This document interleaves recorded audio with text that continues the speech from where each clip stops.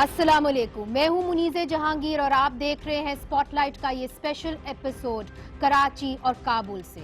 कुछ ही देर में हम बराह रास्त अफगानिस्तान के साथ कनेक्ट कर जाएंगे। हाल ही में पाकिस्तान के अंदर एक दहशतगर्दी की लहर उठी है, जिसके नतीजे में अफगानिस्तान को मुर्दे इल्जाम ठहराया जा रहा है। माजी में हमने देखा है कि अफगानिस्तान और पाकिस्तान के दरमियान कशीदगी को कम करने के लिए जिरगे बनाए गए थे, लेकिन इन जिरगों में ज्यादातर तादाद मर्द हजरात की थी। तो आज हमने दावत दी है पाकिस्तान और अफगानिस्तान की अहम खवातीन सियासतदानों को, क्योंकि नाजरीन, खवातीन आबादी का आधा हिस्सा तो हैं, मगर इनसे कम ही पूछा जाता है कि इस कशीदगी का हल वो कहाँ देखती हैं। कौमी धारे में आने के बावजूद वो इंतहा पसंदी और फरसूदा रवायात का मुकाबला क्यों नहीं कर पाती। हक की इस जंग में वो क्या समझती हैं और उनके चैलेंजेस कहाँ हैं।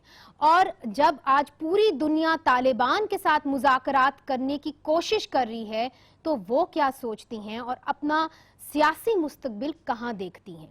इससे पहले कि मैं अफगानिस्तान से जुड़ जाऊं, मैं अपने गेस्ट का यहाँ पे तारुफ करा देती हूँ। मेरे साथ हैं बुशरा गौहर साहिबा, ये फॉर्मर पार्लियामेंटेरियन हैं, सेंट्रल वाइस प्रेसिडेंट हैं ANP की और अवामी नेशनल पार्टी की, जैसे कि आप सब जानते हैं। और मैंने देखा है कि खवातीन और बच्चों के हक के जंग के लिए हमेशा पेश ही रही हैं। उनके साथ तशरीफ़ रखती हैं रुबीना खालिद साहिबा, सेनेटर हैं, and she is a very bold Pakistan Peoples Party senator who is always spoken about women's rights and fought for really women's rights। और हमारे साथ कराची के ऑडियंस है। तो अब I'll cross over to Kabul to my colleague at Tolo TV, Sayar Sirat Saab. Thank you, Munizae. It's great to have you guys in this show. Afghan women have suffered many ups and downs during the course of Afghanistan's history, particularly after 1970s. During the Taliban regime, the Afghan women lost almost all their freedoms and experienced a new era of challenges while having to live under extremism. Since 2001, the women of Afghanistan have found new opportunities to improve their role in society. My panelists in this program are Ms. Fawzia Kufi, a prominent member of Afghan Parliament. Another panelist with me in this program is Ms. Hilal Irshad, another member of Afghan Parliament. She is also member of the Inter-Parliamentary Union. She has also played an active role in defending women's rights in the country. I'm also joined by a great number of audience from students and civil society activists. Now, back to Pakistan. Thank you, Sayar. Let me ask the first question of your panelists right there, because we have been admiring them from across the border. We realize the challenges that are before them. I will ask Fawzia Kufi, what made her come into politics? Fawzia, I've interviewed you before, and your story, your own personal story, is an inspirational story, and we know that you have been under attack by the Taliban. So what really makes you stay on in politics despite all the threats to your life? Thank you, Ms.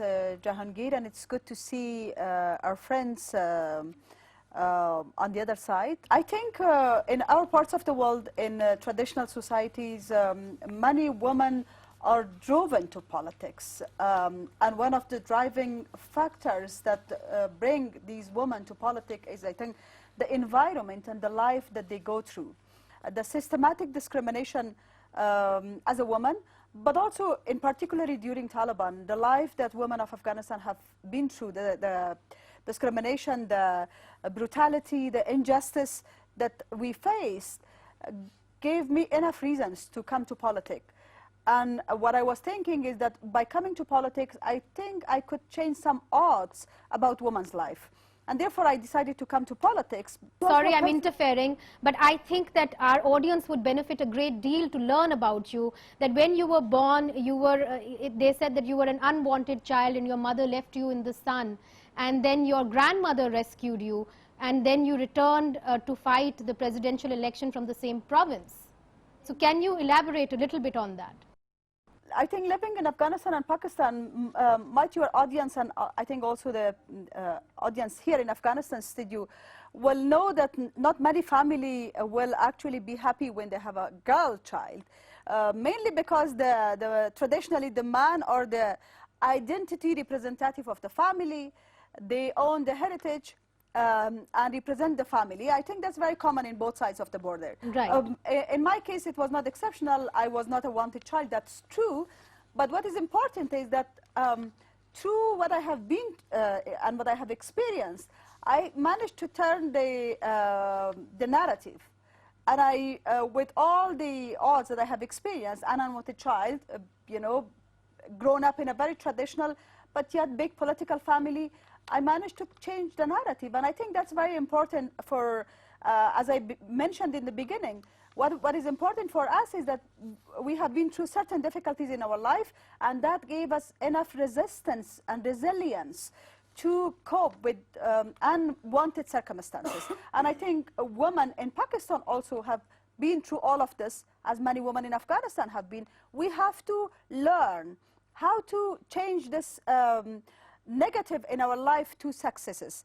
Now, there has been women who managed to do that, but many of the women were not able to do that because they have been victims, not the champions. I think the important thing for us is to change this, phenomenon of being victims to being champions for not only their own rights, but for the rights of others.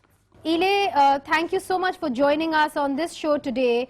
Like Fawzia, it has not been an easy ride for you either. What makes you stay on in politics, and what drove you to choose politics? Because you had left for Holland, it seems, but you returned back to your country. Good evening, everyone, and assalamu alaikum to Pakistani viewers. My story is a little bit different because I was born in a family where my father was pro-daughters, not pro-sons. And he used to say one day, one of my daughters will replace me. And a while ago, when the communists were in power, the communists arrested and killed the male members of my family, like my father, 2 brothers, 2 uncles. So all females were left behind. And the first reason why I joined politics, because I wanted to prove my father's words. As he said, one of my daughters will take my place. So that's why I joined politics, and I ran for election. And the second reason, I wanted to prove it to my citizens, to my lovely Afghans, that it's not just about having a son to replace you. A daughter can replace her father as well. And especially in this terrible and difficult situation, in this kind of fundamentalist society, as a daughter who replaced her father, and as a single mother who raised 2 wonderful daughters. Thank you, Munizae.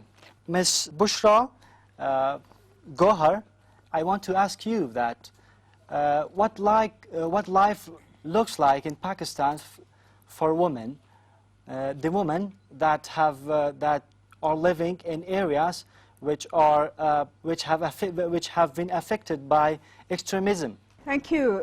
First of all, Salamuna Ilaijan, Fawzia Jan, and Siar. Greetings from Pakistan.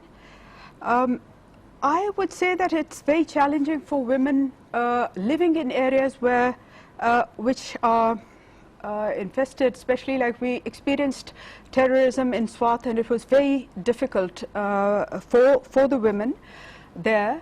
But women have actually shown a lot of courage in Pakistan, and they've shown a lot of resistance. We've seen a lot of women coming out against terrorism. We saw in the parliament women standing up against, and in fact there was a consensus in Pakistan that we should not allow terrorists to use our soil, and all the safe havens and terrorist camps should be cleared. So while it is true that there are groups that are using our soil, there's also a consensus that this is actually very self-destructive for our own country, and women actually have, in fact, I mean the communities living in those areas. We've just seen in Swat the kind of problems that we suffered. We've seen it in Fatah, the federally administered tribal areas. Waziristan has recently been cleared, and most of the families are displaced. So the challenges are there.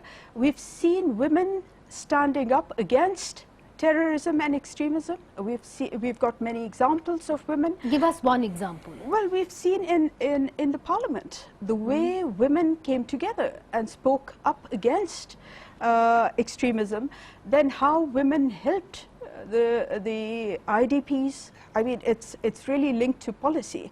And many of us have said it many a times that, you know, terrorist safe havens have to be cleared. On both sides of the border. I can say for my own side, because that is our responsibility. Rubina ji, just like Ile, your father was also a politician, and then you came into politics. Now, I would like to ask you the question that my friend in Afghanistan asked. There is a white elephant in the room, and that is terrorism. Would the blame game continue, or do you think that as women politicians on either side of the divide, do you have another way out for this, another solution to this? Well, Munizae, I would like to greet my counterparts on the other side of the border, and like this is a very near border to us, as we both, me and Bushra, belong to Khyber Pakhtunkhwa, so it's like a few hours drive that we can get to each other, and we belong to the same region. And coming back to your question, I think more participation of women can be one of the solutions, because women are, I think, more cool-minded. They see problems in totality. They are more visionary. And as you were asking for examples of women against this war on terror, that biggest example that we have is our own leader, Mohtarama Benazir Bhutto Shaheed. So the way she stood up against terrorism, that is exemplary and unprecedented. And the way she challenged the terrorists in Pakistan, I think, and ultimately, unfortunately, we had to pay a very heavy price for that challenge as well. But nevertheless, women are brave. Women are resilient, and as women are the most affected by war, any kind of war, whether it is a terrorist hit or any other form of aggression, so I think they feel more, and they would be better. Conflict resolution would come from them.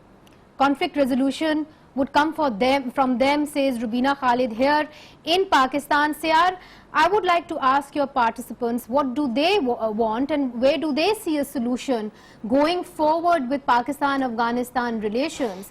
And I would actually like to ask both your panelists that after President Ghani came to power, he made a statement saying that he will support women, and for the first time we've seen your First Lady be very active in supporting women. So is that just optics, or has that had any kind of effect on the ground?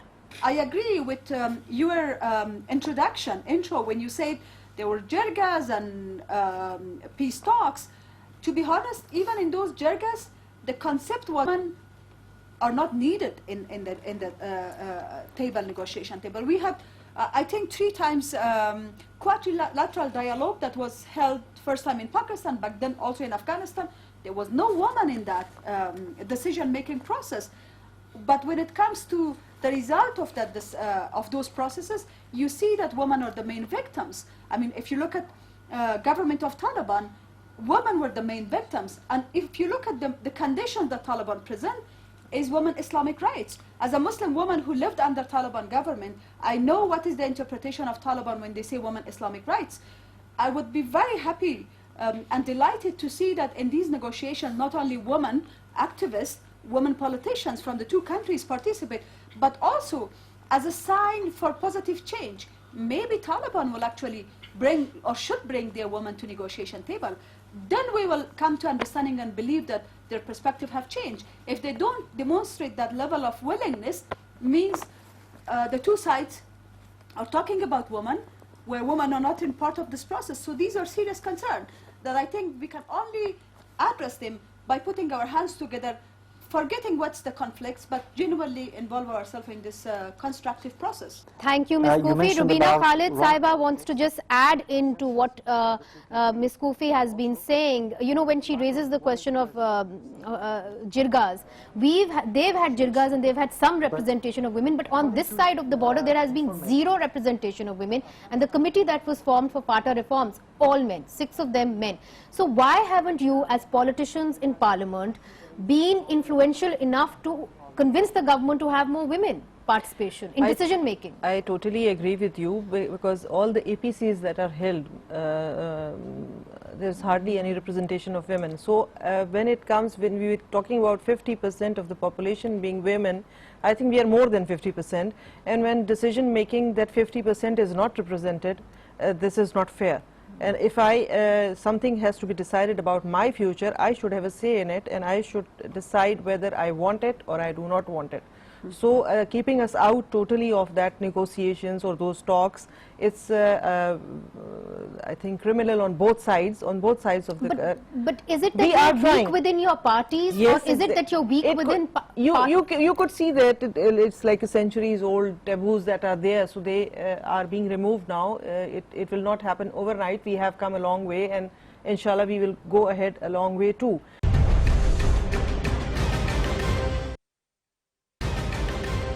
Welcome back. You're watching this special episode of Spotlight, where we are connected live to Kabul from Karachi. The Afghan security forces, there are only 1% of them is women, and we have seen that after ISAF gave all the powers to the Afghan security forces, there was a rise in violence against women. So when you do insist on women participation in Parliament, you could have also insisted on some kind of more women participation in the Afghan national security forces so women can be protected. Let me tell you one thing, Ms. Jahangir. When we started our new government in 2001, we started below zero. We were not even in 0%. It was minus. Like when we started, we had nothing.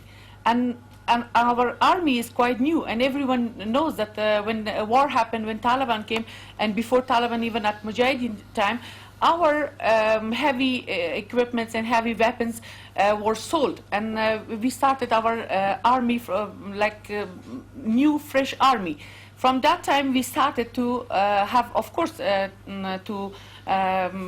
female police officers and female army, and thank God we have it. It's not about just percentage, it's a nice start. Even we have female pilots, and let's do not forget another reality, that our police, instead of doing their job, our police is fighting as well.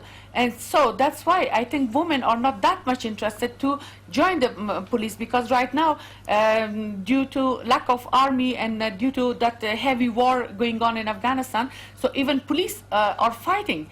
And now we have new programs in the heart to create special facilities for female police and female armies, for example, to having some transportation for them, kindergarten for their kids, and to do not give them heavy or night duties. And if I may ask you, Ms. Jahangir, what's the percentage of female officers in Pakistan? Bushra Gaur Saiba, she's asking what's the percentage of female security forces here?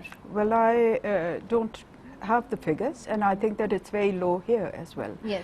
And I also think that the line of questioning, I personally feel that in fact women in Parliament are raising certain issues, and they're trying to legislate also. They're trying to engage with the public and get the public's opinion on the legislation, but to expect them to also ensure the implementation is and not possible. Yes. That in the case of your government, when your government was in power and there was the Pakistan People's Party in the center, they passed the domestic violence bill in Sindh, but your government has been unable to do that, or your party was unable to do that at that time. What were the challenges then? Okay, well, first of all, when we were in Parliament, we passed many women-related bills. Right. The anti-harassment at workplace bill, we were not able to even then in the centre pass the domestic violence bill, and there were many problems with it, and that was also blocked by the right-wing religious political parties. After the 18th Amendment, it became the responsibility of the provinces. Right. And so Sindh has passed because it's a lot, the opposition was also supportive of it. Whereas in Pakhtunkhwa, when we were also in government, it was very difficult because we tried to bring the law. And now, post 2013, the present government tried, but then they made a big mistake. The secretary sent it to the Council of Islamic Ideology. Whenever it comes to women's rights, somehow they think that the Council of Islamic Ideology also needs to have a say. The bill was rejected by, and this whole process was illegal. It should not have been sent. Only the Provincial Assembly can send a bill to Council of Islamic Ideology, not a secretary. So right now, as far as I know, the bill is back now with the Provincial Council Commission on the Status of Women. Post 18th Amendment, it is the responsibility of the provinces, and the provinces have to, because our statistics show that most of the violence against women happen at home. So domestic violence bill is very important. Right. But I feel that the seriousness is not there. And the Council of Islamic Ideology In my is opinion, an obstruction. Well, in my opinion, it is a redundant body that should actually be done away with, because Ji. basically in the presence of a parliament and the assemblies, Well, Rubina ji, then let's put it this way: why can't the women in Parliament come together and say that, look, these are the obstructions to our bills, and why can't we do away with these extra bodies? I mean, it's extra taxpayers' money going that way also. I think when you asked before the same question, I think one of sister parliamentarians from Kabul asked Bushra that how many, or either she asked you, I don't remember rightly now. But I think Bushra was being modest. We have a very good number of women working in all. It needs to be more, but at the moment there are in all the security forces as well. And if you come to think of it, in the last tenure we had a women speaker, we have had a woman prime minister, we have had information ministers and foreign ministers even, which is most important portfolios held by women. So we have like done ourselves proud as well. It's not that we have been deprived all the time.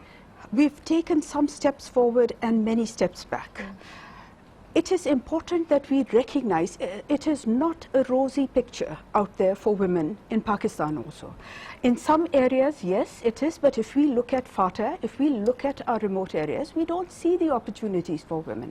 Okay, at this point we will take a break. After the break, we know what the challenges are. We will hope to come to some kind of a solution. Can women find a solution to the crisis that we face as Pakistanis and as Afghans do?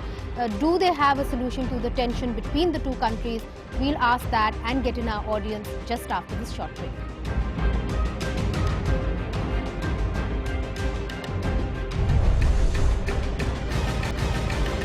Welcome back.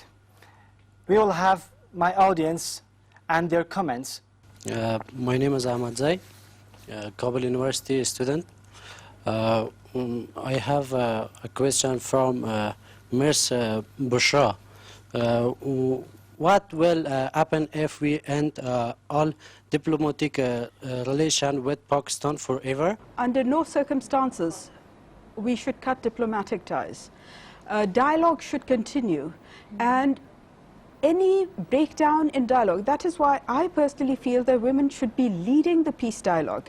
I feel that all this talk about talking to the Taliban, in my opinion, Taliban are not really stakeholders in peace. We are the stakeholders in peace, and mostly so no talks women. with the Taliban. Well, I feel that you actually, you need to isolate them. Those who want to talk, you need to isolate those groups. But to say that Taliban are the main stakeholders and they come to the table, only then things will happen, in my opinion, it is the people of the two countries who are the real stakeholders in peace. All right. Rubina ji, what would you say? Because at the moment we are facilitating talks because the Afghan government has requested us to facilitate talks with the Taliban. Well, I think if as a resort, as an option, it should be continued. But as my this young boy asked the question, what would happen if we totally cut ties with each other? I would like to tell him that it is not possible, because we do not have that option to cut ties, because we are neighbors. And neighbors cannot, even if they want to, they cannot cut ties. They have to learn to live with each other. Should we be speaking to the Taliban I think for negotiations? Personally speaking, I'm not in favor of them, but because you speak to people, you talk to people who you can reason with. So over the past experiences that we have had with them, right. The moment you turn your back, they're like we've seen in Swat. So Sayar, this is the opinion here in Pakistan, that diplomatic ties cannot be severed at all, and what our politicians, women politicians, are suggesting, that there should be no negotiations with the Taliban because you cannot reason with them. What would your participants say there? Well, I'm not sure in what capacity your panelists are saying there should be no negotiation with Taliban, while your government is actually mediating the talks between Afghan government and Taliban. So the government of Pakistan is actually involved in this negotiation. They are the one who are mediating. They are the one who actually hosted two of the quadrilateral meeting between Afghanistan, Taliban, Pakistan, China, and United States. So when we are talking that there should be no negotiation, in what position we are saying that? What is our role in that? If that's an official position of your government, or just a view of a Pakistani citizen? If that is a view of a Pakistani citizen, then we accept that. But if that comes from a member of parliament, then that means the member of parliament is contradicting the view of their government. And when it comes to Taliban and negotiation, they're a problem. Now you want to avoid them.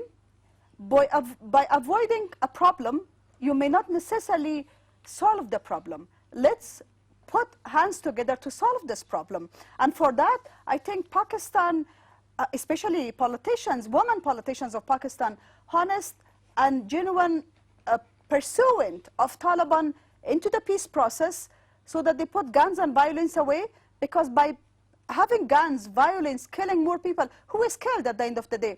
It's a woman's brother, it's a woman's husband, it's a woman's son that is killed. So at the end of the day, we are the victim of this violence. So I think our demand here is that let's not turn face to the problem which is there. Let's bring them into the negotiation table, because by ignorance, we have seen that the problem has not been solved.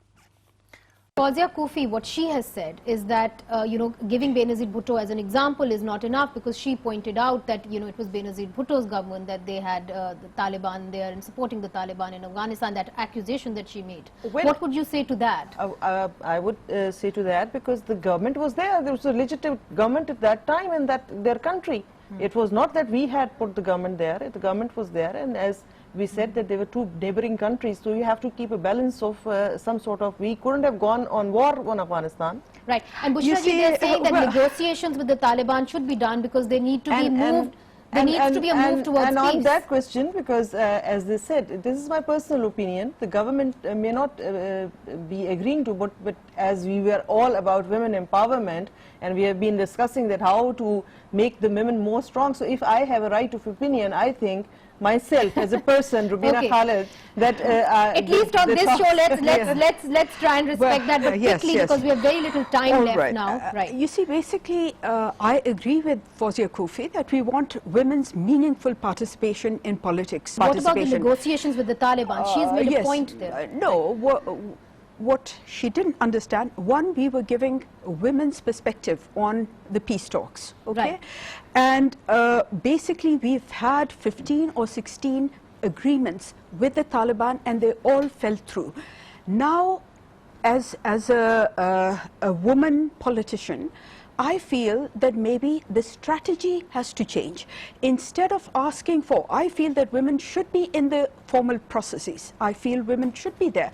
But I personally feel that women should lead the process, because women are the key stakeholders in They peace. should be in decision-making powers. Yes, exactly. A question that has come also from the audience, written question, Sayar, if you can hear me, is that once the foreign funding stops in Afghanistan and the NGO sector leaves, Do you fear that the rights that you have, got for yourself, secured for yourself, would they be under threat, especially now that the Taliban in some ways are becoming not stronger, but I would say that they do now have a stake in your government and in your system?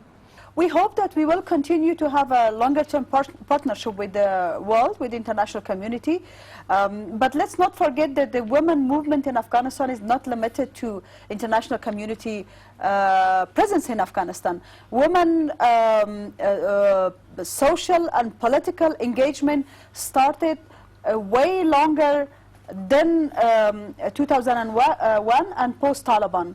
I think it's the war product. It's an unfortunate product of the war that we experience, and it's imposed on women. I think if we have a peace, the two countries women will enjoy. So I'm hoping for a day that we don't rely just on foreign aid and foreign support and foreign presence, but I'm hoping for a day that the two countries, nations, will actually come to a genuine understanding of each other's and respect for women's rights. Actually, I would like to thank Aaj TV and Tulu TV for initiating that initiative to bring politicians from that side in Afghanistan. And because we always try as a woman to put a full stop after that blame game issue, it's better to people-to-people contact between both sides. And at the end, I want to say it doesn't mean that if Western society, when NATO left Afghanistan, then how could women survive?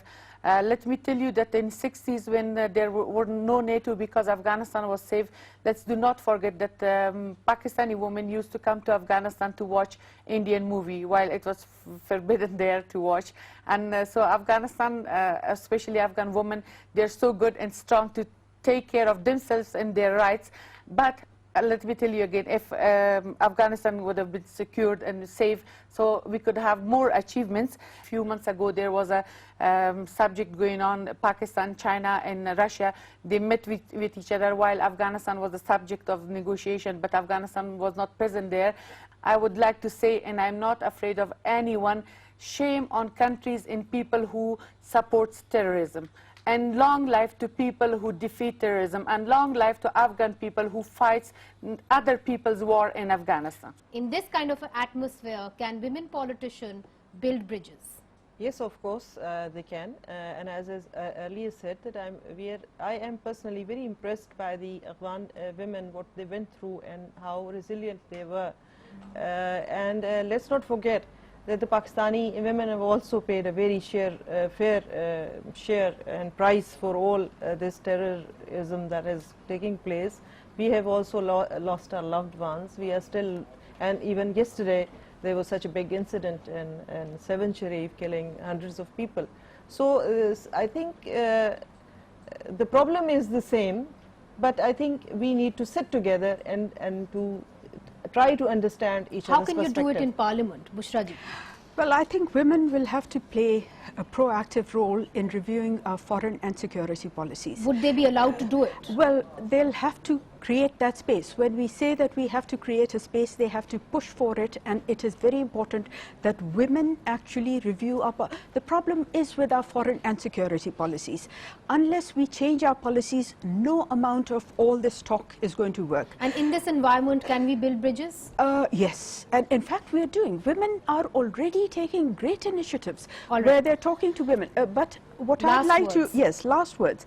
I'd like to support Ile in her last comment, where these three countries met without Afghanistan. I would also like to say that it was, if we want peace in the region, then it can't be, there can be no peace without Afghanistan. And Afghanistan must be an equal partner in this whole thing. So if China and Russia and Pakistan came together, I'm very concerned about, and talking about a peace in Afghanistan without Afghanistan, how can you have that? Right. So I personally feel that policies need to be reviewed. Rubina Khalid Saiba, Bushra Gauhar Saiba, बहुत बहुत शुक्रिया. Thank you so much for joining us on this show. और आप सबका भी बहुत शुक्रिया. That is all from Karachi and from Kabul. So we hope that women politicians can take a leading role in decision making, so there can be peace between the two countries, and peace is a requisite for women's progress and women's rights, so that there comes a day Afghan women can come here and buy a kussa and we can go there and see a film. Good night and take care.